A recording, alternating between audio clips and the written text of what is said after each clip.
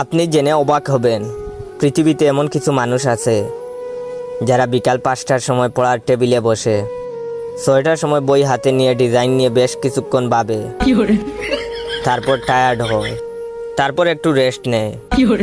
7টার সময় বইয়ের পাতা উল্টায়, উল্টাতেই মনে হয় একই, হাতের নখ এত বড় কেন।